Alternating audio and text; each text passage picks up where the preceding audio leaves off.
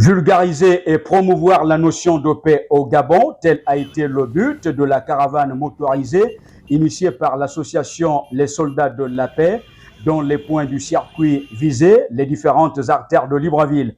Cette initiative du président Rodrigue Maïssa Koma s'inscrit dans la vision des plus hautes autorités du pays qui prônent l'unité des Gabonais et des Gabonaises autour d'un idéal commun, à savoir la paix.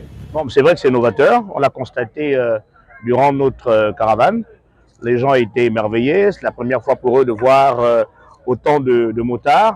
Et ce qu'il faut retenir, c'est que la paix est essentielle.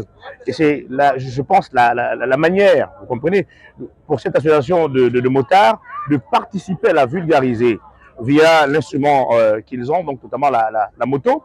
Et c'est pour rappeler aux uns et aux autres que la paix étant essentielle, elle est vitale. Elle doit quitter des slogans pour être pratique. La paix, notion essentielle pour la stabilité d'un pays et le mieux vivre ensemble des peuples, d'où la nécessité de prolonger cette activité ce samedi 11 février 2023 du côté de l'amphithéâtre de l'École normale supérieure de l'enseignement technique N7.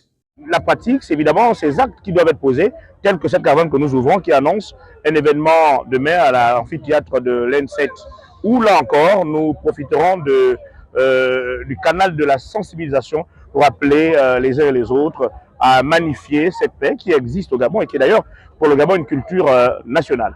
C'est l'occasion pour moi de réitérer les vives félicitations aux acteurs politiques qui ont compris, en tête desquels le numéro 1 qui appelle la classe politique à se réunir autour de cet idéal pour penser la paix et surtout en titre préventif.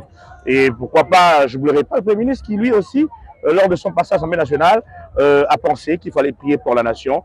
Toutes ces actions s'inscrivent pour consolider cette paix qui existe, qui a été léguée par Léon Mba et Omar Bongo Ondimba. Et nous pensons que pour les générations futures, la paix devrait toujours y demeurer et être une culture nationale. Alors que se préparent activement les assises de la concertation politique, majorité-opposition, cette sensibilisation sur la notion paix paraît tout à fait judicieuse et la bienvenue.